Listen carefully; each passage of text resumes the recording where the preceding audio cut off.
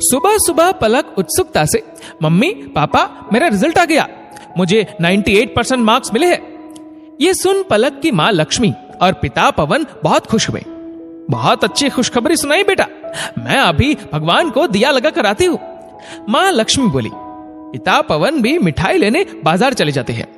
तभी पलक के मोबाइल पे उसकी कोचिंग संस्था से फोन आता है और उसे सपरिवार कोचिंग की सक्सेस पार्टी में आने का निमंत्रण दिया जाता है। पवन और लक्ष्मी का खुशहाल परिवार था। वे दोनों गांव से ताल्लुक रखते थे। लक्ष्मी एक गरीब परिवार की बड़ी बेटी थी। उसकी 2 बहनें और एक भाई था। बेटे को जन्म देते वक्त उसकी मां का निधन हो गया था। तब लक्ष्मी मात्र 10 वर्ष की थी। 10 वर्ष की बच्ची अपने छोटे भाई बहनों की कब मां बन गई पता ही नहीं चला। धीरे धीरे लक्ष्मी का मन पढ़ाई से दूर होता चला गया। किताबों की जगह हाथों में बेलन, चमचे, कढ़ाई ने ले ली। 5वीं क्लास के बाद आगे पढ़ाई कर ही नहीं पाई। पिता ने भी कभी उसे आगे पढ़ाई के लिए प्रोत्साहित नहीं किया। 18 साल की होते होते उसकी शादी पवन से कर दी गई। पवन भी ज्यादा पढ़ा लिखा नहीं था, 12वीं पास था। मोबाइल, टैबलेट के बारे में अच्छी जानकारी रखने का शौक था, इसलिए शहर में उसे एक मोबाइल शॉप में सेल्समैन की नौकरी मिल गई थी। वह लक्ष्मी के साथ शहर में बस गया। पवन ने घर में घुसते ही मिठाइयों के डिब्बे आंगन में पड़ी चौकी पर रखकर जोर से अपनी पत्नी को आवाज दी, लक्ष्मी, ओ लक्ष्मी, सब पड़ोसियों में मिठाई बांट दो। लक्ष्मी भी अपने फोन में बेटी की सफलता की बधाई लेने में व्यस्त थी। तभी पलक अपने पापा के पास आती है और कहती है, पापा, आज मेरी कोचिंग संस्था में जिन बच्चों ने अच्छी सफलता प्राप्त की है उनके सम्मान में सक्सेस पार्टी का आयोजन किया गया है। माँ पापा दोनों को साथ बुलाया है, लेकिन पापा मैं केवल आपके साथ ही जाना चाहती हूँ। पलक सकुचाते हुए बोली, पर बेटा अपनी माँ को साथ क्यों नहीं ले जाना चाहती तुम? पवन ने पूछा।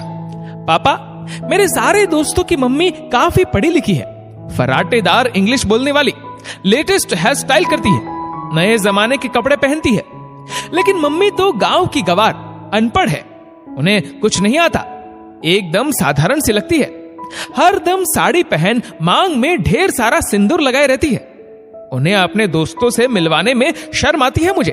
पलक बोली, हाँ बेटा, तुम ठीक कहती हो, तुम्हारी माँ अनपढ़ गवार है, उन्हें कुछ नहीं आता, तभी तो तुम्हारे जन्म के समय कम उम्र व कमजोर शरीर होने के कारण डॉक्टर ने साफ साफ कह दिया था कि बच्चे के जन्म के समय उनकी जान को खतरा हो सकता है। तब तुम्हारी माँ ने कहा था, मैं किसी भी कीमत पर अपने बच्चे को नहीं खोना चाहती, मैं बच्चे को जरूर जन्म दूंगी। उन्होंने अपनी इच्छा शक्ति के कारण तुम्हें सफलतापूर्वक जन्म दिया।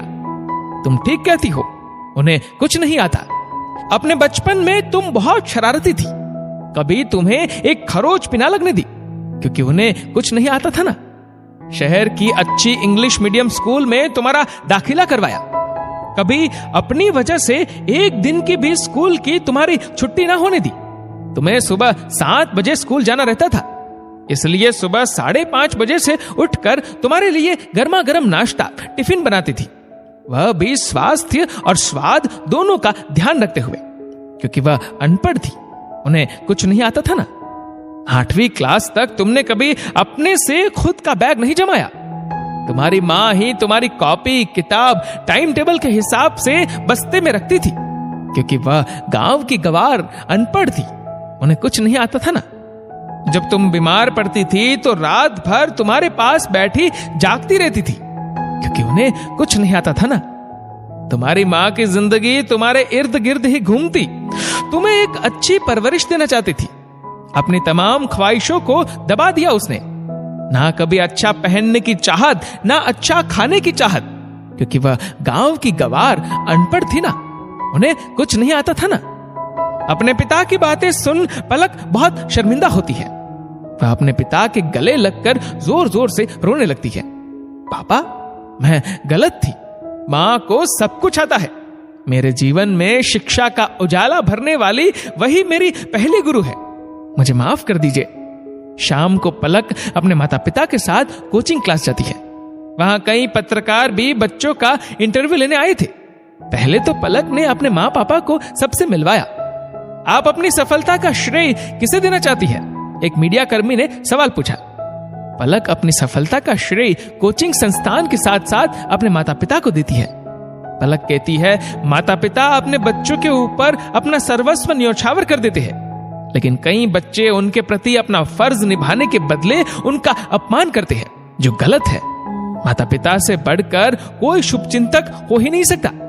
लक्ष्मी और पवन की आंखों से गर्व के आंसू छलक उठे। दोस्तों, इस वीडियो को लेकर आपकी क्या राय है, नीचे कमेंट करके जरूर बताएगा। और अगर आपको वीडियो अच्छा लगा हो तो इस वीडियो को लाइक करेगा, शेयर करेगा ज्यादा से ज्यादा लोगों तक, और ऐसे ही और भी इंस्पिरेशनल वीडियोस के लिए सब्सक्राइब करें हमारे यूट्यूब चैनल को और फेसबुक पर फॉलो करें हमारे पेज को। धन्यवाद।